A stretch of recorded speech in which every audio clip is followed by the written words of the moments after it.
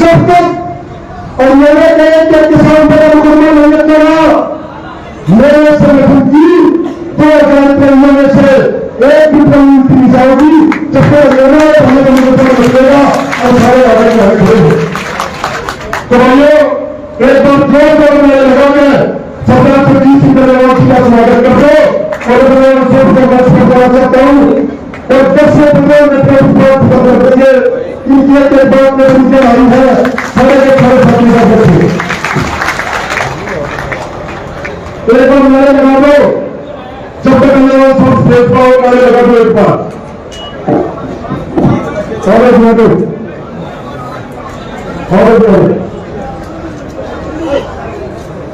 भाई मेरे देखो इस बाइक ट्रैक्टर में घूमने हैं तो उनकी बुद्धि भी आपने पूरी करनी पड़ेगी।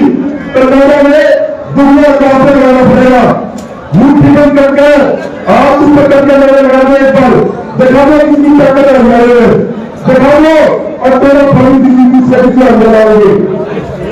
किसान मजदूर एकता किसान मजदूर एकता मोदी सरकार कट्टर सरकार और बंदे जो ऐसा सब बोलो किसी किसी ने मन समझ में भेजते रहिए तो फिर भारत का क्वेश्चन मत करिए सरकार को किसी को बोलो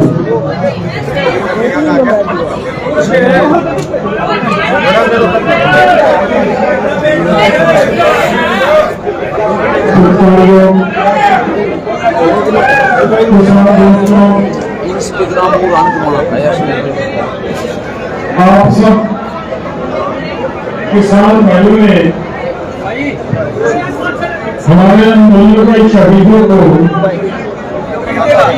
श्रद्धांजलि अर्पित करते हुए हमारे एक छोटे से व्यक्ति को हमें हमारे परिवार के हमारी वाइफ के उनको भी श्रद्धांजलि कई शहीदों के साथ अर्पित की है जिन्होंने देश के लिए किसानों के लिए इसके लिए बहुत बड़ी बात है और आपने हमें ताकत दी है कि हम और भी आगे बढ़कर इस लड़ाई को लें और आगे लड़ाई को मजबूती से लड़ा जाए। मेरे भाइयों मैं एक बात कहना चाह रहा हूं एक तो देखिए लड़ाई को समझना बहुत जरूरी है। लड़ाई है क्या चीज किसके साथ है कितनी बड़ी है ये बातों से लड़ाई नहीं जीती जाती। जो अभिमन्यु ने बात कही थी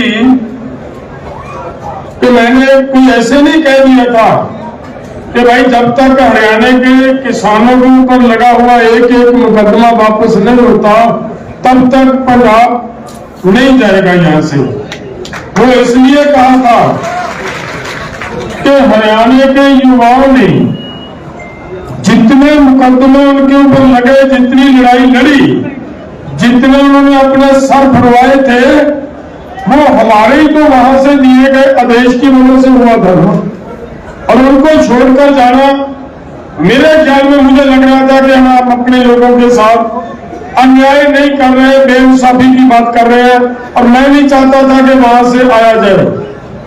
लेकिन एक बात बहुत इंपॉर्टेंट है जो मैं आपसे साझी करनी चाह रहा हूं दोस्तों।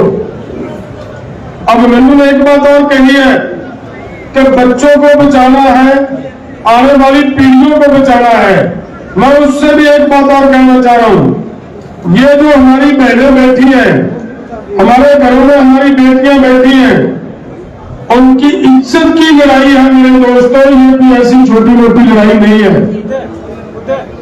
आप अंदाजा लगाकर देखा करो कभी कभी हम ये सोचते हैं कि हमारी जमीन की कीमत 10 लाख है 20 लाख 30 लाख 50 लाख है।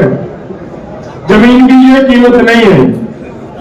वास्तव में जमीन की कीमत ये होती है अगर आप कहीं परख कर देखो तो आपके पास केवल 1 एकड़ जमीन हो केवल 1 एकड़ 1 एकड़ जमीन के मालिक की बेटी खेत में धान लगाती हुई नहीं दिखेगी आपको।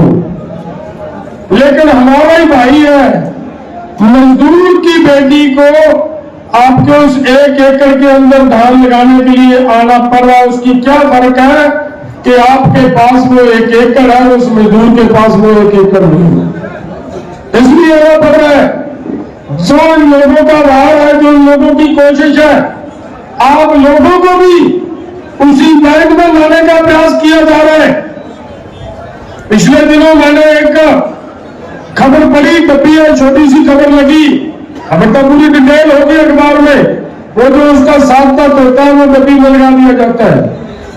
उसमें यह कहा गया कि वर्ल्ड बैंक ने अपनी नीति स्पष्ट करते हुए कहा कि हमें भारत के अंदर किसान नहीं चाहिए, हमें यहां मजदूर चाहिए। और ये जो किसान अपने अलग अलग तरह की डिमांड्स लेकर हमारे पास आता है, इनको बाहर निकालो और यहां पे बड़े क्लस्टर तैयार किए जाए, बड़े बड़े फार्म तैयार किए जाए।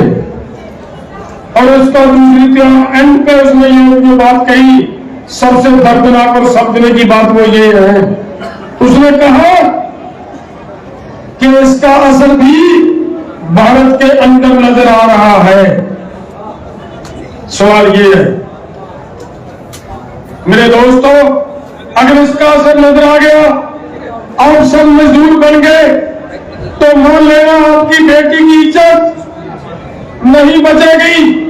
आप हरियाणा वालों मेरे से ज्यादा जानते हो, आपकी बेटियां थी जिन्होंने देश के तिरंगे का मान सम्मान बढ़ाया था, लेकिन सत्ताधारी लोगों ने उनकी भी इज्जत पर हाथ डालने का प्रयास किया।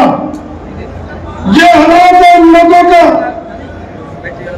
अगर जब हम गरीब हैं, हमारे पास जमीन नहीं रहेगी, तो हमारी बेटियों को, हमारी औरतों, हमारी लड़कियों को मेहनत मजदूरी करने के लिए ऐसे कारपोरेट लोगों के, जिनके सर पे लोगों का हाथ होगा, जब इनकी इंडस्ट्री, किसी की फैक्ट्री, किसी के खेत में जाकर हमारी बच्चियां काम करने के लिए, पेट भरने के लिए जाएंगी, वहां से दोस्तों इज्जत वापस नहीं आएगी।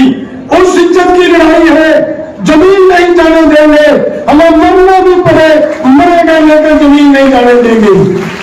हमारी लड़ाई ये है। और इसके ऊपर जो वार हुआ है, जो मैंने आपको बात कही, वर्ल्ड बैंक ने ये बात क्यों कही, वर्ल्ड बैंक ये बात क्यों कह रहा है कि हमें किसान नहीं चाहिए? वर्ल्ड बैंक का क्या मतलब है इसके साथ, क्या नाता जुड़ता है? वो बात इंपॉर्टेंट, बहुत समझने वाली भाइयों। जिस समय भारत के साथ जो कैब समझौता किया जा रहा था 1994 में, 15 दिसंबर 94 को उस समझौते के ऊपर साइन हो रहे थे, लेकिन उससे पहले वो पेपर भारत के अंदर 1986 में आ गए थे कि इनके ऊपर साइन करे भारत, इसका मेंबर बने। लेकिन उस समय भारत सरकार के अंदर एक बहुत काबिल अधिकारी था, एसपी शुक्ला नाम का अधिकारी था। उसने कहा यह बहुत खतरनाक है कि हमारी खेती को निकल जाएगा, हमारे व्यापार को निकल जाएगा, हमारा पूरा टेक्सटाइल को निकल जाएगा, हमें इसके मेंबर नहीं बनना चाहिए। उसने इसका मेंबरशिप लेने से रोक रखा था। फिर उसके आगे जो मैं वर्ल्ड बैंक का लिंक जुड़ता याद रखिए देता, वर्ल्ड बैंक की ओर से 1999 में, 1999 में क्या हुआ, वर्ल्ड बैंक की ओर से भारत सरकार को एक पत्र आ जाता है कि एसपी शुक्ला को इस पदवी से हटाओ और तुरंत इसकी जगह पे अनवर हुड्डा को अपॉइंट किया जाए। और भारत सरकार वैसा ही कर देती है। तो मेरा मतलब कहने का भाइयों, आपको उस लिंक जुड़ता नजर आना चाहिए। उस समझौते के अंदर जो लिखा गया है कि यहाँ किसानों से जमीन लेकर 15-15, 20-20, 30-30, 40-40 हजार एकड़ के फॉर्म तैयार किए जाने हैं, वो लिखा है उसमें। और वही काम आगे जाकर भारत सरकार, यही सरकार जो आज भी सत्ता पर जिस पार्टी की सरकार है, सन 2000 में अटल बिहारी वाजपेयी जी देश के प्रधानमंत्री है, वो एग्रीकल्चर पॉलिसी लेकर आते हैं खेती नीति लेकर आते हैं, उस खेती नीति में यह लिखा गया है कि यहां बड़े बड़े फर्म तैयार करने। तो मेरा ख्याल समझ आ गई होगी आपको। पूरी कहानी इसमें समझ आ जाती है कि हमारी सरकार के ऊपर दबाव किसका है, किन्होंने वो साइन करवाए, जबरदस्ती अपनी ताकत से साइन करवाए। और अब लड़ाई ये इस ताकत से नहीं है, दिल्ली के ताकत से नहीं है।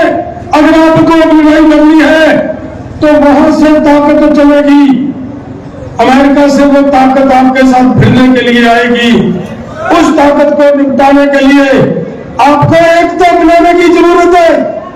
मेरा हाथ जोड़ के निवेदन है भाइयों को, ये तो बहुत छोटी बात है, किसी को टाइम कम मिल गया, किसी को ज्यादा मिल गया, एकता करनी है, तगड़े होकर एकता करो। अगर एकता नहीं होगी देश का किसान और मजदूर नहीं बचेगा। मैं मजदूर की बात क्यों कर रहा हूं? मेरे भाइयों अंदाजा लगाकर देखिए, इस हाल से देखिए, जिन विद्यार्थियों ने इकोनॉमिक्स पढ़ी है वो बहुत जल्दी पकड़ जाएंगे इस बात को। देखिए, डिमांड एंड सप्लाई का एक बहुत गहरा संबंध होता है। जब अपना किसान जो आज 52% लोग एग्रीकल्चर के साथ जुड़े हुए हैं, जब इनसे जमीन छीन ली जाएगी, ये मजदूर बन जाएंगे, मजदूरों की संख्या बढ़ेगी या नहीं बढ़ेगी? बढ़ेगी। जब मजदूर की संख्या बढ़ेगी, डिमांड कम हो जाएगी मजदूर की। जब मजदूर की डिमांड कम हो जाएगी तो मजदूर की उजरत कम हो जाएगी, उसकी दिहाड़ी कम हो जाएगी, उसकी मेहनताना कम हो जाएगा। जब उसका मेहनताना कम हो जाएगा, उसको लिए भी ये बड़ी समस्या खड़ी हो जाएगी। रोटी कपड़ा और मकान के लाले पड़ने वाले हैं इस देश के अंदर, ऐसे हालात पैदा किए जा रहे हैं। सो लड़ाई उन हालातों से निपटने की है, छोटी लड़ाई नहीं है। जो हम बात कर रहे हैं कि एमएसपी की गारंटी का कानून लेना है, उसी समझौते के अंदर लिखा गया कि भारत अपने किसानों को एमएसपी नहीं देगा। यह लिखा गया, उसी के अंदर लिखा गया कि भारत अपने किसानों को किसी तरह की कोई सब्सिडी प्रोवाइड नहीं करवाएगा। और उसी के नाम पर, उसी के आधार पर चलते हुए इसी सरकार के नेता अरुण जेटली जी का बयान आता है, जो पिछली सरकार, पहली टर्म की सरकार बनी थी। उसने क्या कहा था? अगर कोई भी स्टेट की गवर्नमेंट अपने किसानों को उसकी फसल के ऊपर अगर बोनस अनाउंस करेगी तो केंद्र की ओर से उस सरकार की, उस स्टेट की फसल नहीं उठाई जाएगी और किसी तरह का सहयोग नहीं दिया जाएगा। ये अरुण जेटली का बयान है, आप सबने देख लिया होगा। मेरे दोस्तों, इन लोगों के चेहरे कैसे हैं, और ये उन्हीं के प्रभाव के नीचे ये सब हो रहा है कि किसान को किसी तरह की सपोर्ट नहीं देना। जब हम एमएसपी की बात करते हैं, एमएसपी लेनी है तो भारत को, जो हमने मांग पत्र में डाला हुआ है कि भारत डब्ल्यूटीओ से बाहर आए, जब तक भारत डब्ल्यूटीओ से बाहर नहीं आता, यह हमारा एग्रीकल्चर का सेक्टर डब्ल्यूटीओ से बाहर नहीं आता, हमें एमएसपी की लड़ाई लड़ने के लिए बहुत ताकतवर शक्ति बनाकर लड़ना पड़ेगा। तब तक हमें एमएसपी की गारंटी नहीं मिलेगी।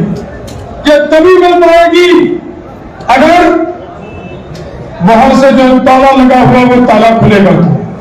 लेकिन मैं ये बात कहना चाह रहा हूं मेरे दोस्तों, जब हम दिल्ली में बैठे थे, अब तो बहुत सारे लोगों की वीडियो, उनकी बातें वायरल हो रही है। लोग ये कह रहे हैं कि डल्लेवाल नहीं मान रहा था, हम तो ये चाह रहे थे कि हम कब से चले जाएं। डल्लेवाल कोई पागल नहीं था। उस समय 17 सितंबर 2021 को एक इंग्लिश अखबार में खबर छपी थी। उसमें यह कहा गया था कि पीयूष गोयल ने कहा था, बयान दिया था कि और अदर कंट्रियों के साथ बातचीत करने के बाद, वर्चुअल मीटिंग करने के बाद उन्होंने ये कहा कि जो एग्रीकल्चर का सेक्टर है इसके लिए डब्ल्यूटीओ अति खतरनाक है, इसके खिलाफ है और हम एक रेजुलेशन लेकर WTO में जाएंगे, वहां से कहेंगे कि एग्रीकल्चर सेक्टर को बाहर निकाला जाए। इसका मतलब ये था कि जहां ताला लगा हुआ है, सरकार ने ताला खुलवाने के लिए उस ट्रैक पर आप लोग ले आए थे, आप लोग वो ले आए थे। लेकिन कुछ भाइयों की जल्दबाजी की वजह से वो ताला खुल नहीं पाया भाई। लेकिन वो ताला खुल क्यों रहा था? आपका एक प्रेशर था। जब हम आंदोलन में शुरू में गए थे, 100 में से 66% लोग मोदी जी के पक्ष में बोला करते थे, और सितंबर तक चलते चलते आपने जो शांति से, मैं ये बात ध्यान देने के लिए बहुत इंपॉर्टेंट बात आपको कहना चाह रहा हूं, आपने जिस शांति से, जिस धीरे से आपने उनकी लाठियां झेल ली, अपने सर फुला लिए, लेकिन वो आंदोलन को उग्र नहीं होने दिया। आए दिन बीजेपी की, आए दिन इस मोदी की जो एमएससी, इसका गिराफ गिरता गया। सितंबर के अंदर जाते जाते 100 में से केवल 14 व्यक्तियों ने यह कहा था कि मोदी ठीक है, 100 में से 86 लोगों ने यह कहा था मोदी गलत कर रहा है। जहां तक ले गए थे आपको, अगर इनको वही हालात फिर से बनाने हैं, ये ऊपर वाला कृपा करे। अगर आप पूरे जोर से, पूरी ताकत से निकलोगे, मैं दावे से बात करता हूं, ये पापी को मारने के लिए एक कहावत है, पापी को मारने के लिए पाप महाबली है।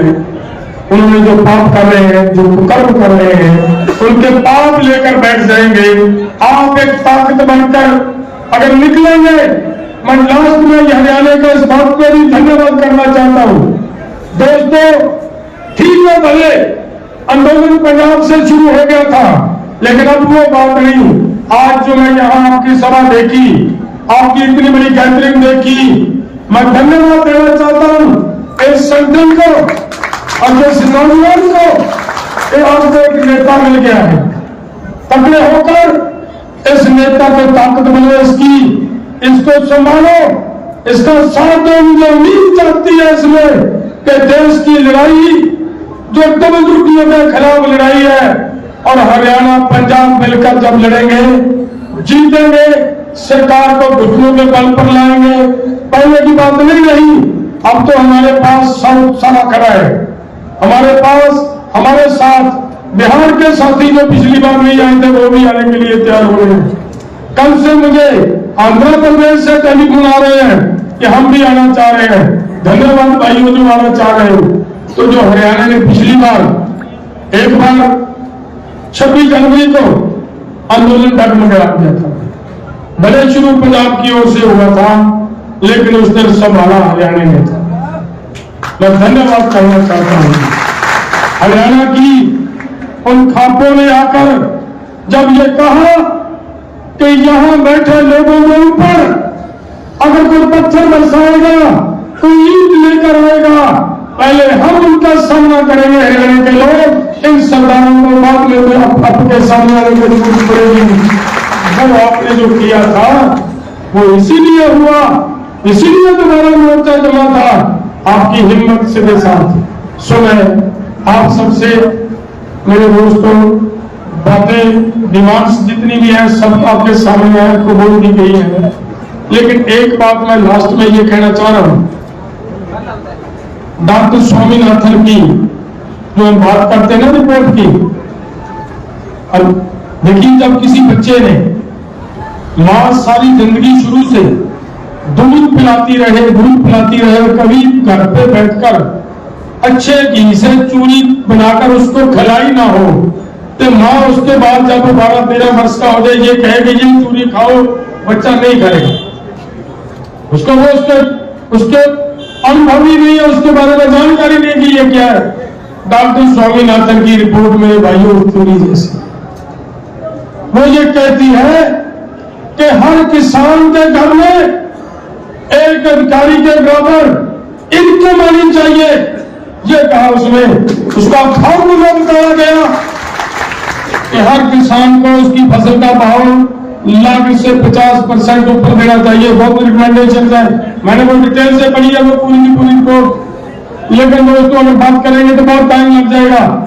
जो अब उन्होंने कहा, अगर डॉक्टर स्वामीनाथन की रिपोर्ट लागू हो जाती है, गेहूं का रेट आज गेहूं का रेट 4500 रुपए क्विंटल बनता है। अगर वो लागू हो जाती है, हमारा जो नर्मे की खेती करने वाले लोग हैं, उनका नर्मे का भाव, मेरे दोस्तों, कपास का भाव 11,500 रुपए क्विंटल बनता है।